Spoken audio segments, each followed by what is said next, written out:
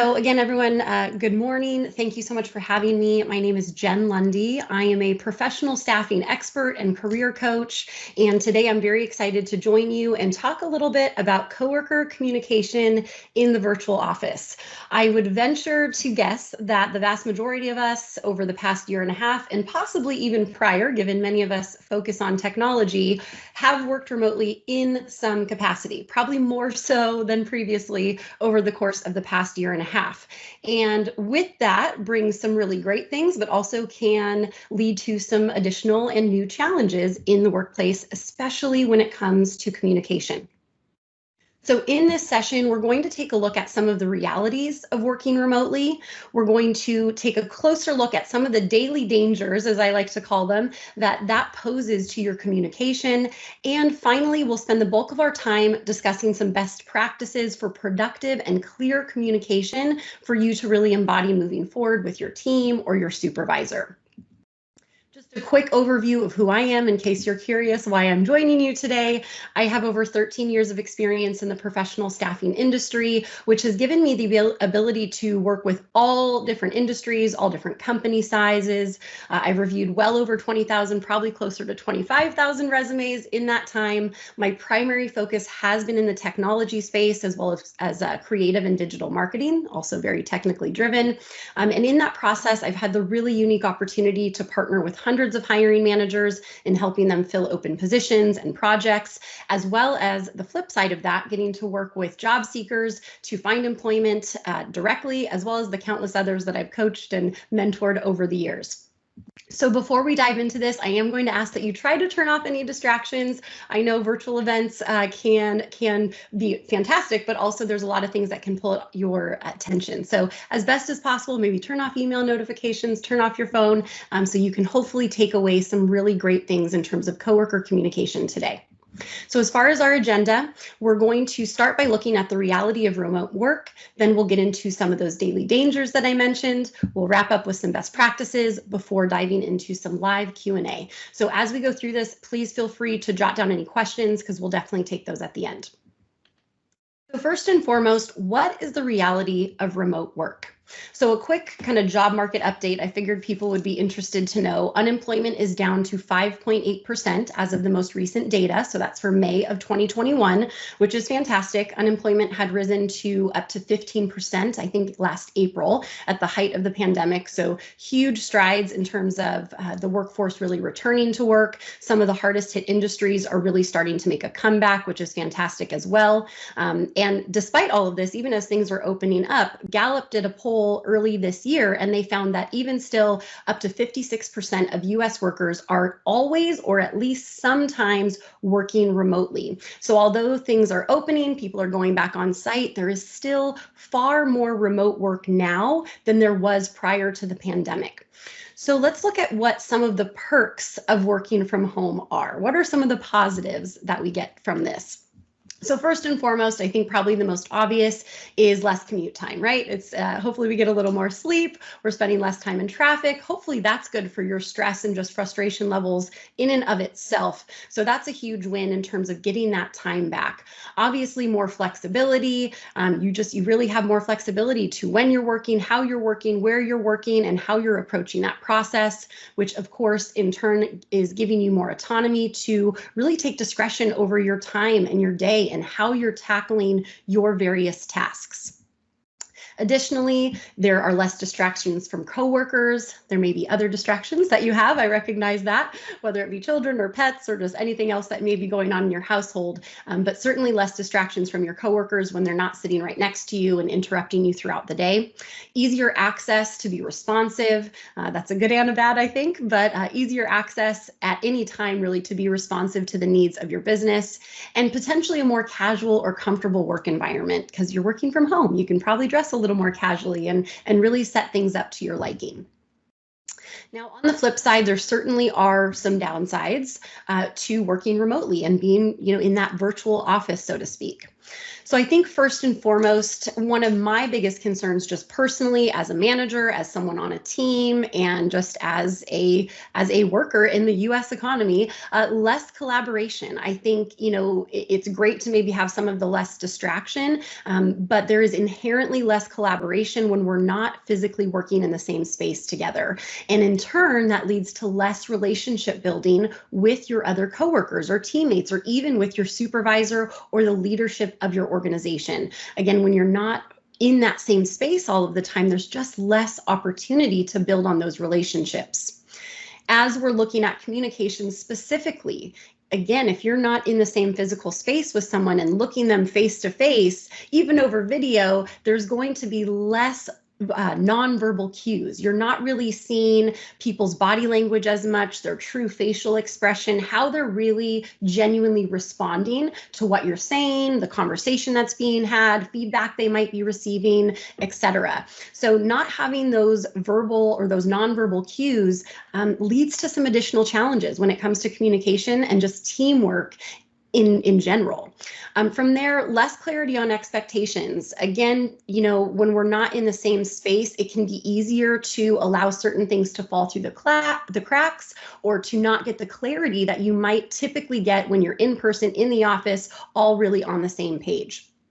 All of this leads to a higher chance of miscommunication, which can lead to all sorts of problems. Again, whether that be frustration or challenges with your teammates, or miscommunication with your supervisor, which can be potentially even more detrimental because that can impact the perception of your performance, how you're following through on your commitments, or your timelines, deadlines, etc.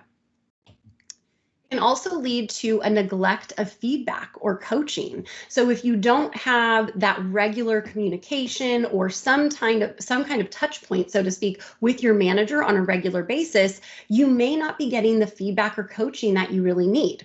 On the flip side, there could be some leaders who really take the opposite approach, and they're really, diving in and micromanaging because they're not there to really see what you're doing, especially if they're a leader or a manager who maybe hasn't managed a remote team in the past, or if that's just something that's newer in their leadership or management career. So just something to keep in mind. There's definitely that risk. Out of sight, out of mind. I think this is a huge factor. Again, if it's not right in front of you, it's very easy to forget about little things, little details, or to come back to something, to follow up, to give that acknowledgement or that response. It's just a lot easier for those little things to happen when you're not physically working in the same space together. From there, it can certainly lead to additional time without answers that you might need. So, if you are in an office with someone and you're struggling, or you don't know the answer to someone, it's really easy to look over to your neighbor or to walk over to another part of the building to get the answer that you need. That's not so easy when you're working remotely. If someone's not responding to your email or your IM or not returning your call, it may lead you to feel a little bit frustrated and to feel like you're stuck waiting on other people. And finally, one of the downsides that I kind of alluded to was the blurred lines between work and home. Your home life, your professional life, those lines have almost disappeared in some cases for some of us. So it's just something to be conscious of as you are working remotely, because as these downsides or some of these negatives start to come to fruition, they can take a toll, which will impact your communication and how you partner with your team.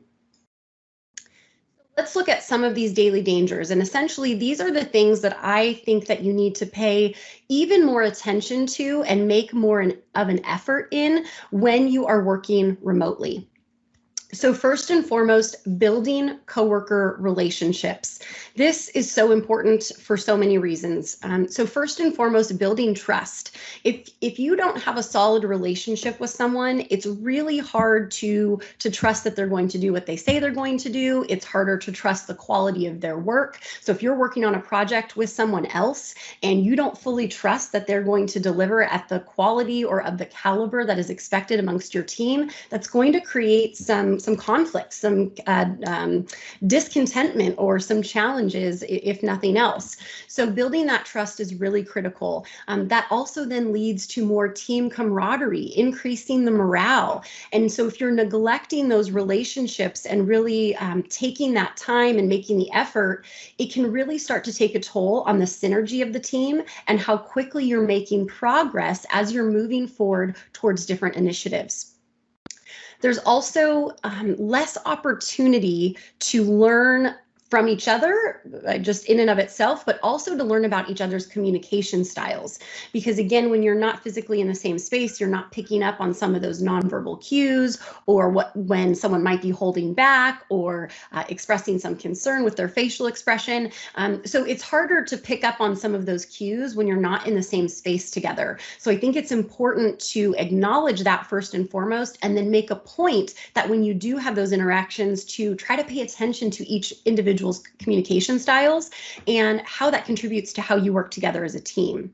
And finally, if you don't have those relationships, or if you haven't gotten to know each other as well, it's harder to maximize and utilize each other's strengths. So I think it's really important, again, to build those coworker relationships so that you're not reinventing the wheel and you're allowing each other to really thrive and focus on the things that you're truly good at, which is going to make you feel more fulfilled at the end of the day as an individual, and it's going to help your entire team, again, feel more synergy, more success, and really make more progress towards whatever goals or objectives you as a team are working towards. So from there, the next challenge, I guess, or danger, is getting stuck. So when I say getting stuck, meaning if you don't know how to do something, or you don't know the answer to something, what do you do? So I think it's important when you're working remotely or virtually to acknowledge or identify where you typically get stuck. Where are those areas where you run into challenges, or you're not quite as strong and you typically need to reach out to someone?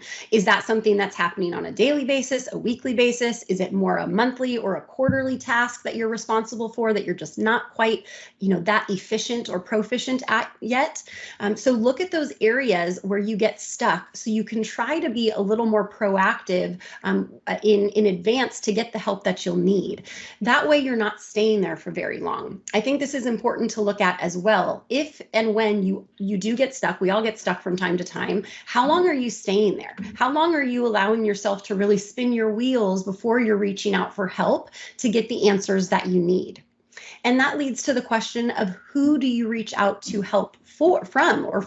So knowing who to reach out to, if it's not your supervisor, if maybe there's you need to reach out to the QA team, or the accounting team, or the operations team, or customer success, depending on who you collaborate and partner with, know who you can reach out to ask for help.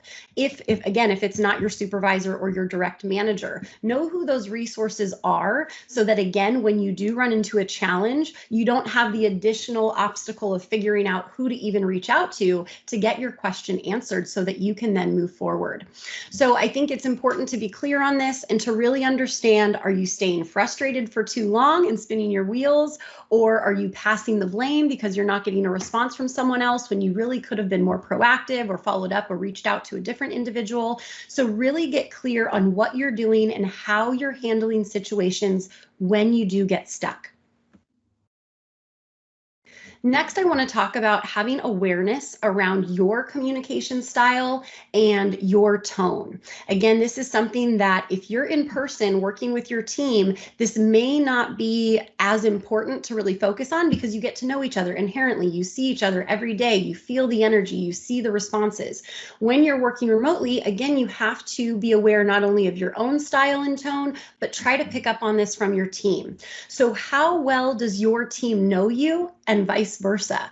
If you've worked together for a really long time, and maybe you used to work in person, or you've just developed that relationship over years of partnering and working together, this is likely going to be less of a challenge for you. But if not, then you really have to be conscious of this and make sure that you are not making assumptions, or that you are setting yourself up to be misinterpreted in a way that's going to lead to conflict that could have very easily been avoided. And I think think one of the biggest cautions here is when it comes to text, email, or even IM communication, anything where you're not actually speaking. There's an inherent risk of miscommunication because someone cannot hear your tone. And certainly if they don't know you well, they really have no idea what type of tone you're using. So really be aware of this, especially with newer relationships. Make sure that you're being clear, that you're being as concise as possible. And really, if a follow-up conversation needs to be had over the phone or via video to make sure that it's clear and to establish that communication, then make sure you're taking the time to do that. The fourth danger is being heard. So again, when you are remote, you really have to take the initiative to be proactive and speak up. We were actually kind of joking about this at the beginning of the call, and when it's virtual, it's a little more awkward to communicate, right? And that's right. It's very easy to hide behind your screen, to stay on mute, to turn off your video, and just kind of sit back and be less engaged. But that can be hugely detrimental to your professional development, to your team collaboration, and really just your growth over time. So you want to make sure that you're making an extra effort to contribute ideas or feedback, especially when you're remote. That really may be your only opportunity to voice your opinions and to speak up. And you really want to avoid later frustration or regret for not speaking up. If you're part of speaking from a technology perspective, if you're part of building a new application or achieving some initiative and you have a really great idea about how you might be able to approach that project and you don't speak up and then the project goes a different way and then you're frustrated and you're running into road bumps and challenges throughout and you're thinking to yourself, man, I should have spoken up. We could have done this differently. We could have done this better.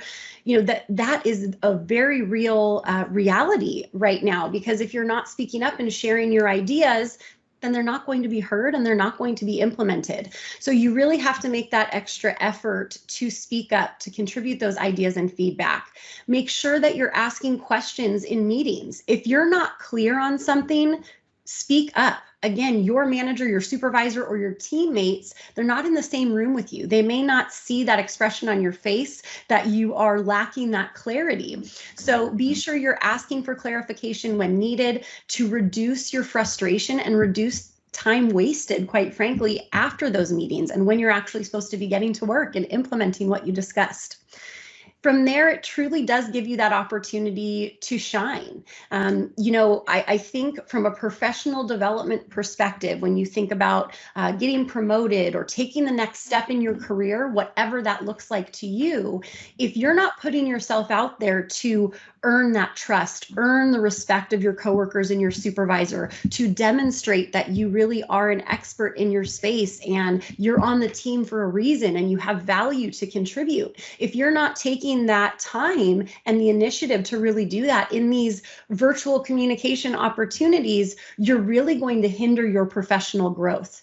So really keep that in mind. Make sure you're speaking up and communicating your thoughts and ideas. Do it professionally, do it respectfully, and understand that they won't necessarily always be implemented, but that's your opportunity to shine and really grow as a professional and as a teammate.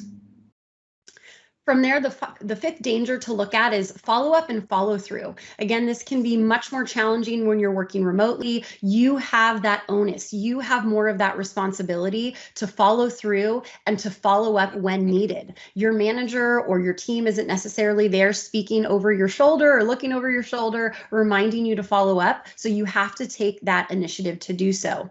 It's also really important to make sure that you are responding, acknowledging, or confirming when you get an email, an IM, or any kind of communication. Just a quick response to acknowledge that you've read it, it's received, you've got it, it will be done, can go a really long way. From there, making sure that expectations are clear. This keeps coming up. Make sure to speak up. Make sure to ask questions if you are not crystal clear on what needs to be done. And looking at waiting on others. I've touched on this briefly, but is that a real challenge or is that an excuse that you're using because you're being lazy and not following up? Truly be honest about that reality and be as proactive as you can be while being respectful of your teammates or other coworkers' roles and responsibilities. And again, being cautious of the out of sight, out of mind methodology or thought process. Make sure you're keeping yourself accountable to your deliverables and what you need to do so that things are not falling through the cracks just because your team is not right in front of you. So now let's transition into some best practices to help reduce miscommunication, conflict, and frustration in the workplace and within your team.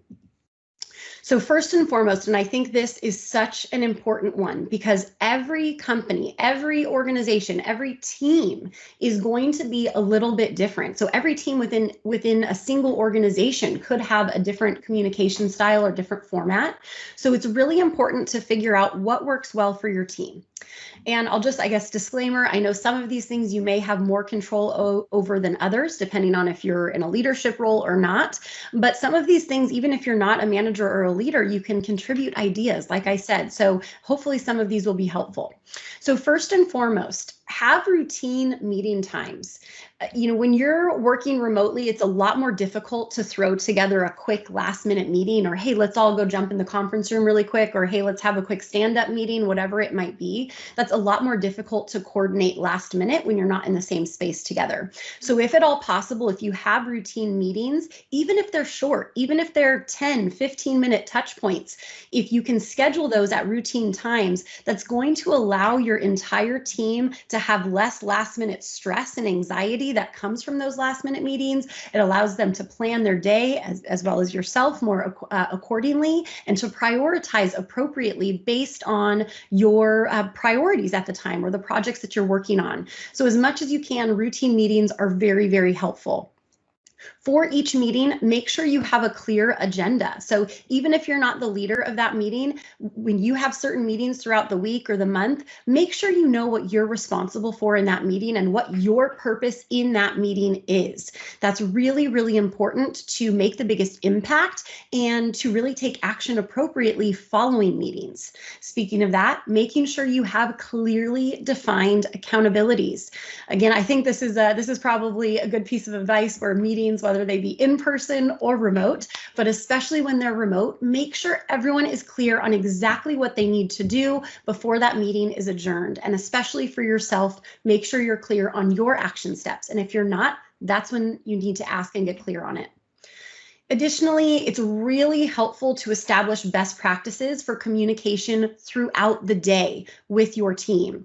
So maybe maybe your team prefers email, maybe your team prefers IM or Slack or whatever you might use, or Teams. There's all these different collaboration tools that are available now, Zoom phone, WebEx, there's so many things. So really figure out what is the best practice as a team for communication, whether it be something urgent and critical, whether it be quick questions and just confirmation of little details throughout the day. Establish those best practices. What works best for you as well as your team and your manager, what's the least invasive and the most efficient. Having those best practices will save so much time and stress throughout the day, which adds up in a major way over time.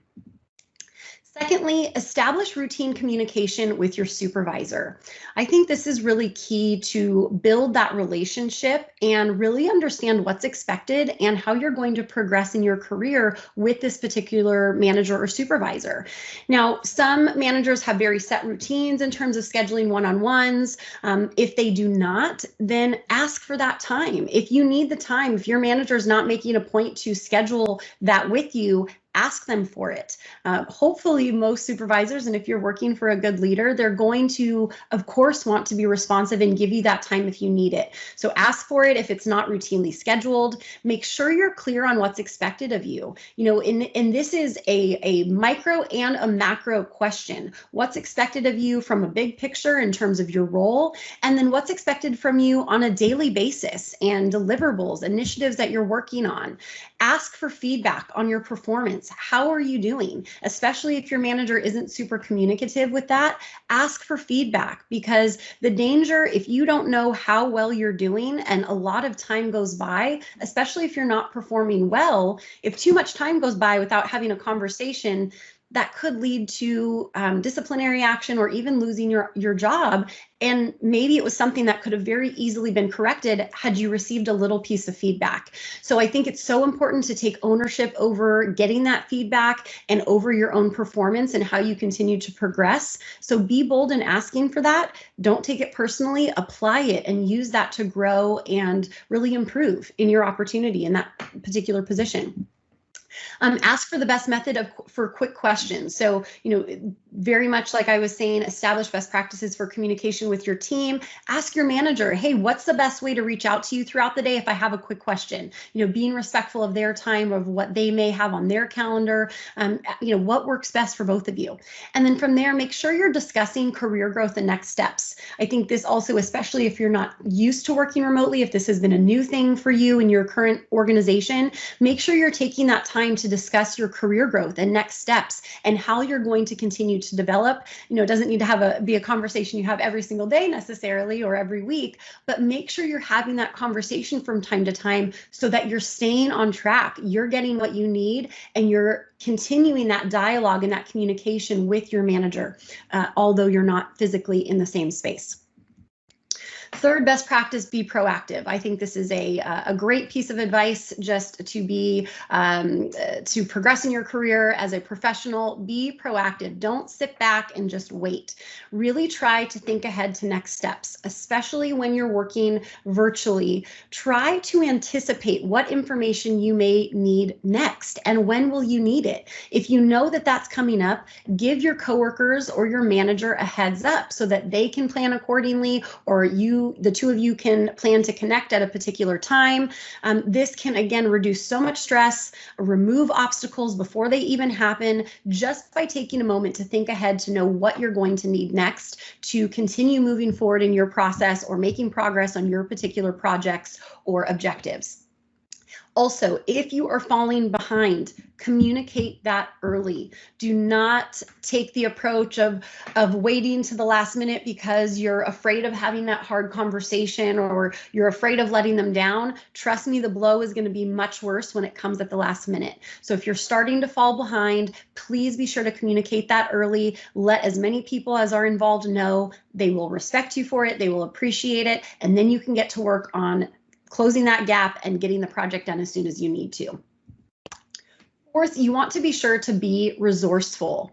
I again think this is a great piece of advice regardless, but when you're working remotely, do your best to try to find the answer on your own. Use whatever tools or resources are at your disposal. You may have an internal knowledge base that you can look in, or a learning management system. Maybe there's quick reference guides that your organization has put together, or any other kind of documentation or training that you might have access to. So I think it's a great exercise to really try to be resourceful and to try to find the answer on your own. Don't always just default to, oh, I'm going to just ask someone to give me the answer to do this for me. Really take that onus to be resourceful. It will really set you up to be more efficient, to learn more every single day or every single week as these things come up. It really does help you to grow. From there, if you don't have the internal information, use the internet. There is so much information that we have at our disposal at any given time, just by doing a quick Google search, looking on YouTube, whatever it might be, discussion boards, all the different community groups, user groups, etc. So use the resources you have at your disposal. But if you're still struggling and you cannot find the answer, make sure you ask for help. Again, your manager or your team is not there in your home with you to see you struggle or to see you being frustrated and banging your head against your computer screen. So make sure you're asking for help when you need it. If you need to clarify something, if something is a little muddy in terms of the timeline or the expectations or who all is involved, get clarity on that. Don't waste time trying to figure it out when you know the answer needs to come from someone else. Don't spin your wheels. Again, this is going to lead to more frustration and no one's there to see that it's happening. So it really is on you to speak up.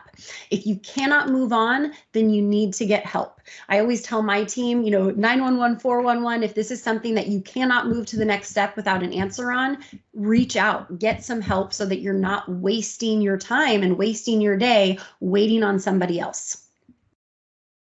Number 6, don't procrastinate. Now, I know some work very well under pressure, some deliver well when they're doing it last minute.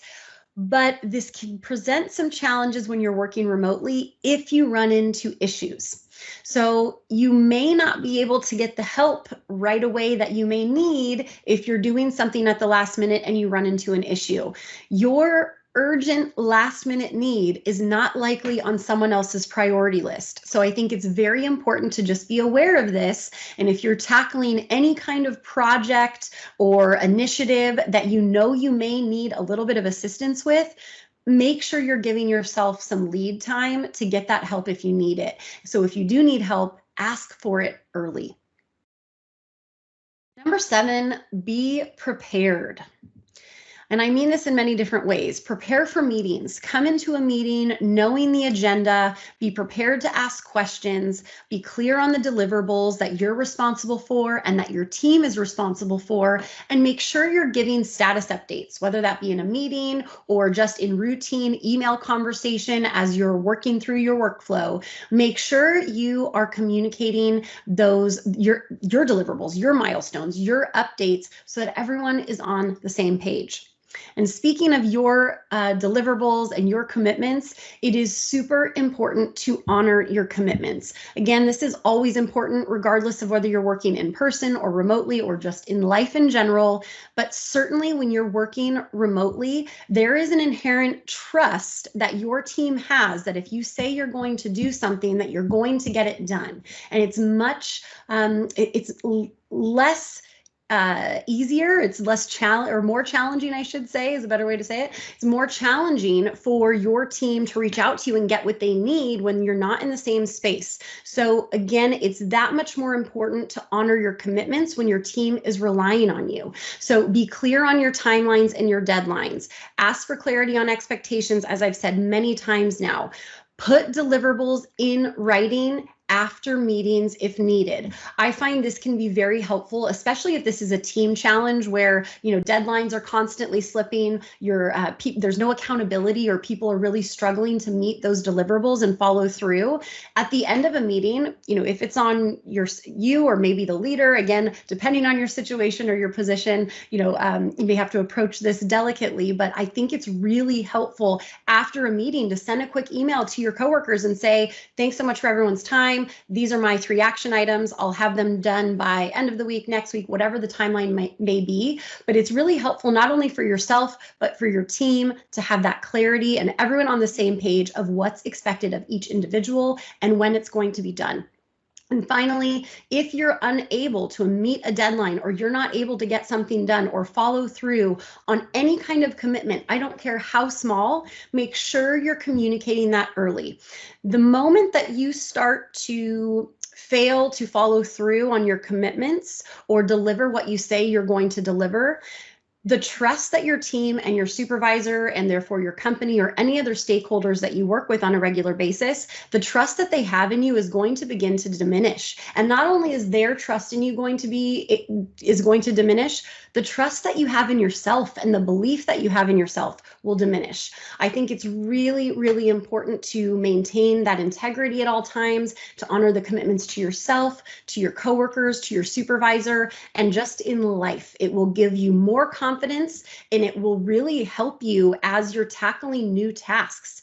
It's okay to run into challenges. We all run into challenges and have things that come up that we don't necessarily anticipate. So when that happens, just be sure to communicate through it. That is the best way to still honor your commitments, but to take life as it comes and to take the challenges as they come. So communicate with your teams. And before we get into Q&A, I just want to leave you with this thought. Make sure you're taking ownership of your communication. In my workplace, we talk about engagement a lot, and we talk about really taking ownership of your engagement. And I think the same thing goes for your communication style and how you're communicating. You need to take ownership of your communication, and you must communicate what you need. You always need to communicate what you need, but especially when you're working remotely, virtually, you have to really take that initiative and be proactive in communicating those needs to your supervisor, to your coworker, or again, anyone that you might be working with on a daily basis. So before we jump into Q&A, I hope this was helpful. I hope there were some good takeaways. If you would like to learn a little bit more, please feel free to check out my website, liveyourbestworklife.com. I have tons of free videos there. I have a resume writing guide. So depending on where you are in your professional career and professional development, I've just got tons of great professional development and career coaching tips, trainings, etc. at liveyourbestworklife.com. You can also feel free to reach out to me with questions at hello@liveyourbestworklife.com.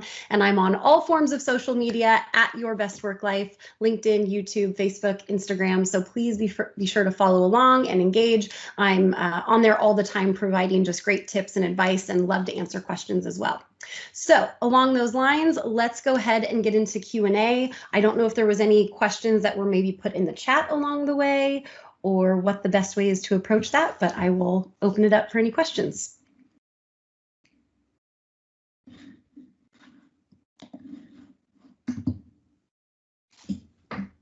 Awesome. Thank you. Great presentation. Well done. Great presentation. Excellent. Thank you. I do have some thoughts. Well, first of all, I'm not going to get into this too much because, to be honest with you, I could probably spend the entire afternoon talking about who are you talking about here. So, I thought this was really interesting. First of all, a little bit of disclosure here. I'm actually starting a brand new job on Monday where I'm going to be working remotely from home. Okay. And I found mixed success. I don't know. I think I've been pretty successful with previous work at home situations. I mean, I've hooked up with some of these people I've never met face to face, and some of these people. I mean, I still talk to some of these people to this day. I mean, some of them have become great friends, even though I've never actually shook hands with them. Right. But no, everything that you said pretty much rings true. I mean, I can't think of too much more to say. I mean, I just want to contribute to the conversation, but. Thank you. I appreciate it. But little bit of a shameless plug. I mean, I'm giving the networking presentation in a couple of hours where I'm going to touch on some of these topics here. So come check it out, everybody. But anyway, I digress. But I mean, online communication is still communication. Yes, it is. Yes, whether it's in person or online. So. One of the points I'm going to make in my own presentation is that if you can network socially online, then you can definitely do it in the workplace online. Absolutely. Yeah. And another thought that I have is that when I do work from home, I mean, once I step in the home office and I log on to my work computer, I am at work. I have that mindset regardless of whether I'm working from home or in an office. I mean, okay, maybe I might get up to get myself a drink, or maybe the cats will come and interrupt me. But other than that, I'm pretty much in a work mindset when I'm in the office. So.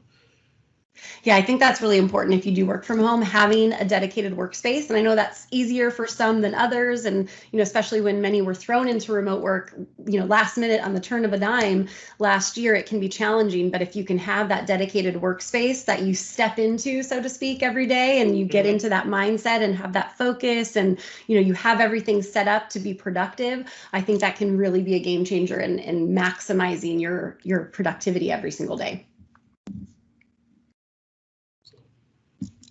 I can talk about this all day. I'll give other people a chance to speak. I've been remote long before the pandemic, off and on. So it wasn't no big deal to come home in the pandemic. I just started a job a month ago as a lead developer, and it's interesting. And this is the first time I'm being a lead and trying to keep the communication channels open. I have 2 very junior devs. It's just, I don't know what, I guess I just had to make a comment that it's just interesting, keeping the channels of communication open and trying to lead by example. Right. Yeah, and I think that's really important because, and I kind of touched on this in my presentation as well, especially as a leader, you want to make sure you're present and available to help and assist and answer questions and make sure your team is making progress. but you also don't want to make them feel that you don't trust them, that you don't feel that they're not able to get their job done. You hired them for a reason, you trust their abilities, but again, you want to make sure that they do feel engaged and they feel that they can reach out if they need help and if they're not embarrassed or afraid to ask if they are struggling. So it is kind of that fine line of and I think also, especially as being a new lead, getting to know your teammates. I think everyone is a little bit different. Everyone with my team in particular, I have 5 people that I manage, and they're all very different. I love that. All very different personalities, but I know what each of them needs. I know who I need to pay a little bit closer attention to or check in a little bit more often, and I know who I just need to step back, and I know they're going to be proactive and reach out when they need help. So I think that's really important if you are in a leadership role, is really taking that opportunity to learn what motivates each team member and what their communication styles are, so that you can really meet them where they are, so that they're making progress and developing. Good. I like what you just said about understanding their communication styles, because maybe I was trying to enforce my communication style a little bit too heavily. Right. Yeah. Thank you. No. That was Yeah. very helpful. Absolutely. Absolutely. And it can be a compromise. I think that's important too. Figure out what works best for both of us, where, maybe I'm giving a little and maybe you're giving a little, but if you can establish that, it really can just create a very seamless workflow and collaboration within your team if you just take the time to have that quick conversation up front. What's really interesting is I didn't hire these guys. We were all hired and started. The junior guys that started a few weeks ago, but me and the senior guys started a little over a month ago. So, everybody's new. I didn't have any input on who's being hired because I was also being hired at the same time. Right. Well, I guess pros and cons, there's no established methods of communication yet, really. So you can really try to hopefully start fresh and really get to know each other as coworkers and establish good communication best practices from right up front. Okay, thank you. You're welcome. Thank you for the comments.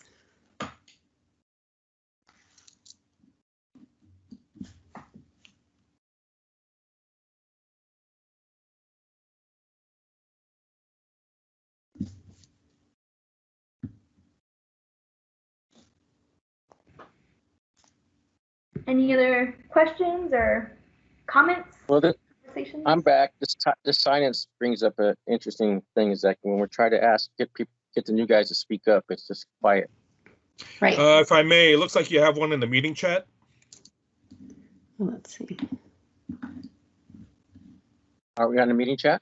Right. Let's see here. Oh, okay. So at work, we have meetings of 40+ employees. Participation is low. Any tips to spice things up? Yes. Okay. So I think a couple things that come to mind here. I think if it's 40 people all in a meeting, so meetings all at once of 40 people. Okay, yeah, that can be when it's that large. Sometimes people are intimidated to speak up a little bit. So what I would maybe recommend is if there are certain coworkers or team members who would be more comfortable speaking up, maybe asking them in advance or specifically calling on them during the meeting and asking for their opinion. Once you get 1 or 2 people to speak up, usually more and more people will start to speak up and ask questions or give feedback. This call is a perfect example, or this session is a perfect example of that. So I think, if there's 1 or 2 people that you can count on to really give feedback and get the discussion going, really lean on them. And again, whether that be just impromptu or if you just have a quick conversation with them in advance, like, hey, I'd love to have your help with getting more engagement and more feedback from our other team members. Could you help me in our meeting by speaking up a little bit? So those would be a couple of recommendations that I would have. And also make people feel comfortable as well.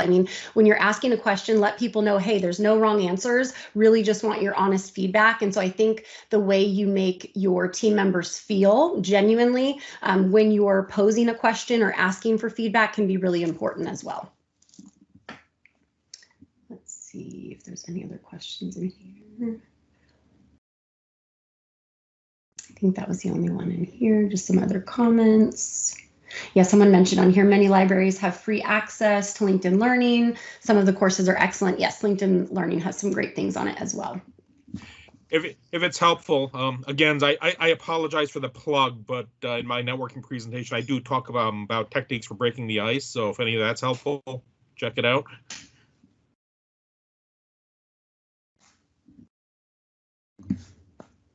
Any other questions? I'm going to speak up again. So my two junior guys, we want to encourage them to get involved, but we ask for comments and stuff, and it's just silence over the phone. And do you ask them specifically? Like, do you ask them by name?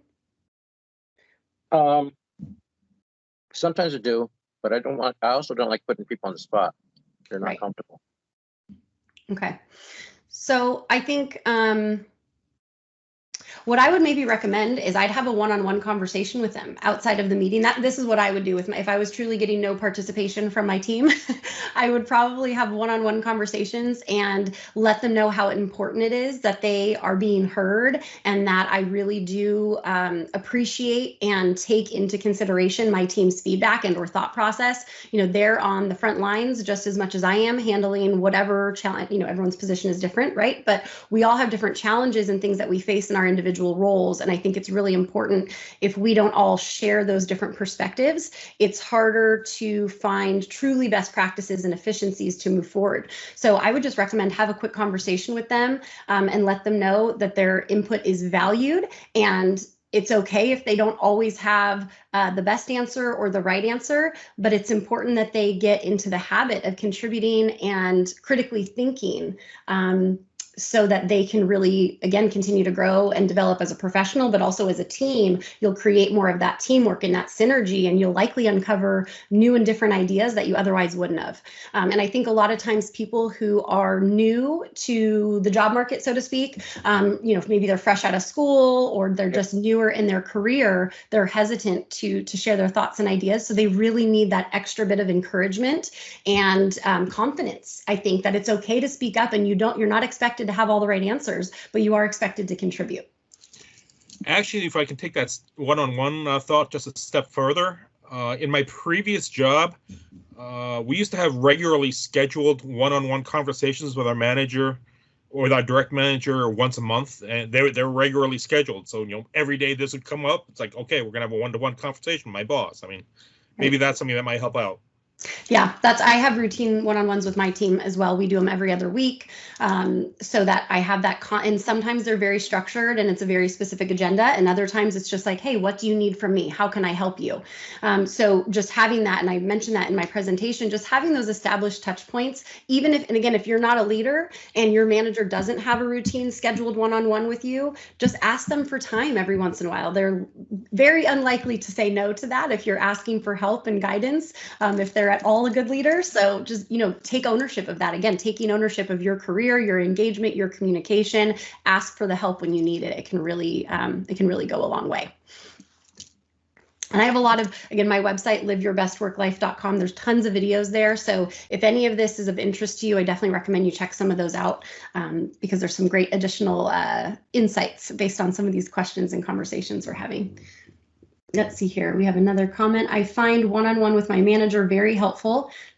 Twice a month and regular is a sweet spot for me. Yes, absolutely. Yeah, I think every other week has been a good iteration for me and my team as well. And just depending on team size, right, that can be more or less realistic. But it certainly helps, because then you're not waiting to have hard conversations every time you're having a conversation with your manager or your teammate. Establish regular communication so that uncomfortable conversations are just a little bit easier. Quick question. You have a link where you can download your slides? I will be uploading them. Yes, I believe there's a bit. I'll be uploading them to the SQL Saturday site. Now that Pass is no more, I wasn't sure if they were doing the slide downloads anymore or not. Yes, I have to figure out exactly where they'll go, but I will be uploading them. Yeah, that makes two of us.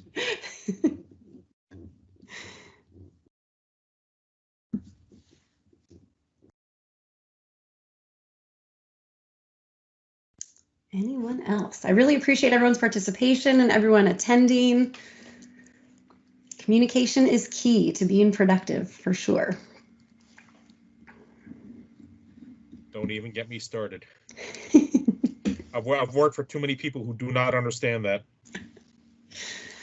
Communication is at the core, no matter what your job is. Like I said, don't even get me started.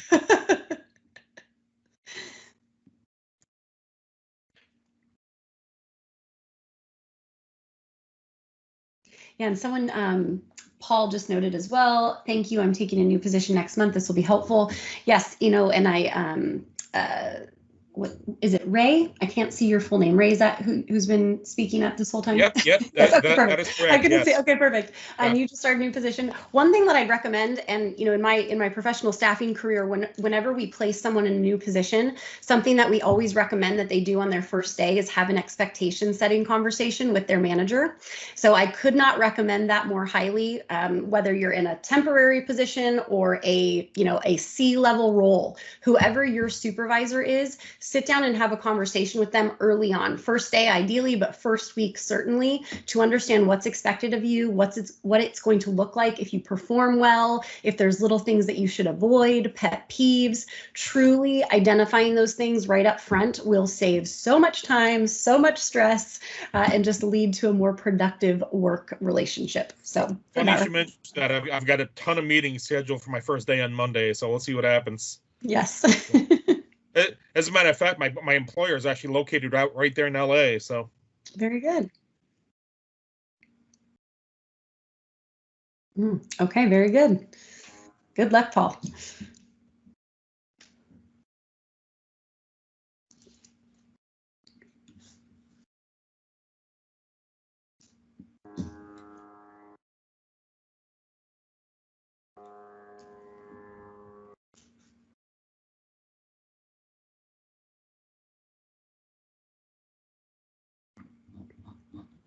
I suppose I can keep talking if you want me to fill in the time.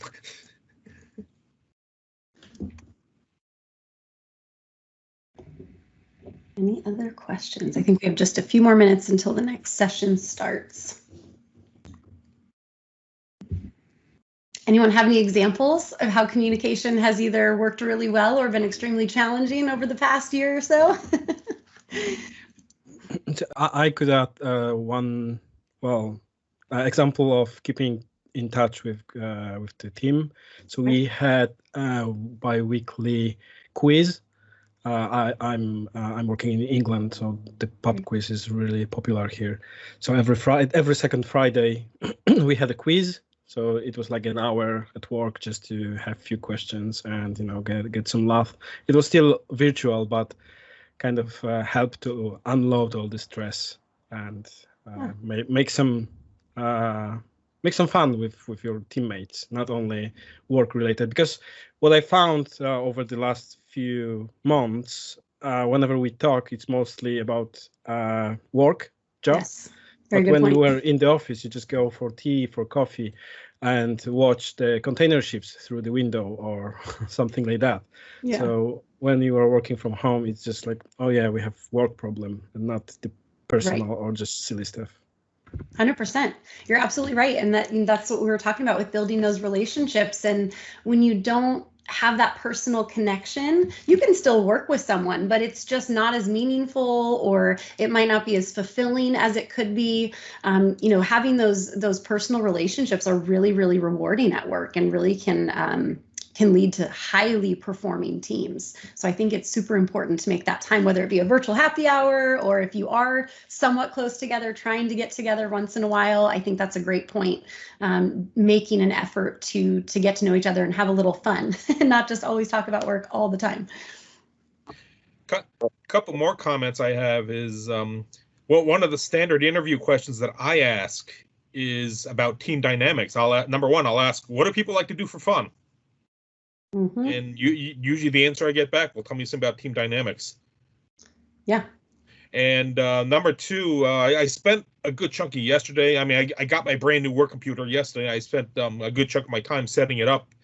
And I happened to go to the Slack channel, and I thought it was pretty interesting. They had Slack channels on there that, this is by my new employer that have absolutely nothing to do with work. I had a conversation, banter. I remember my last job. We even had a channel called the Water Cooler. Oh, there you go. Perfect. Just interesting. My last two jobs were contracts, and communication was so poor. I've had remote jobs where I loved going to work, and I've had remote jobs where I hated going to work. And the ones I hated going to work is where there's very little communication. Right. And and part of it is part of my last job. I was like, as a contractor, but am I doing this right? Am I going along the right path? And I couldn't. There was no peer review. There was no quality control view of what I was doing. So I hope I'm doing this what they want. And it was kind of nervous. Right. That's just an example. It's not really, Yeah. But that was my experience. No, absolutely. You hit the nail on the head. I mean, I think that's why, especially if you have a leader who's not super communicative in general or with giving feedback, it's really important to ask for that. So you at least have that peace of mind, and, hopefully you can work through that to develop that communication relationship with your manager or supervisor. But I think that's definitely a key tell of like, hey, is this the right opportunity for me? Is this the right culture? Is this the right team? That's a huge factor, because that communication can lead to your success or to your failure. And also, to your point, you said you've enjoyed some remote jobs and not others. And that communication is what makes you feel like you're part of a team. And if you're just going into your remote, work from home office and you just feel like you're on an island by yourself all day and there's no connection to anyone else, or there's not any connection to the meaning of the work that you're doing, that can be very discouraging and demotivating when it comes to your professional development. So I think that's really important to pay attention to. Yeah, it's very discouraging. I can say that. Yeah, absolutely. No, good that you picked up on that, because then you know what to look for. And, if you get yourself into another bad situation, we have to, you have to keep your eyes open for red flags, and not every opportunity is going to necessarily be the best opportunity or the right fit. There's a lot of companies hiring right now. So, you look at those things, look at the big picture in terms of, what you're doing, the team, the culture, the communication, the opportunity, everything.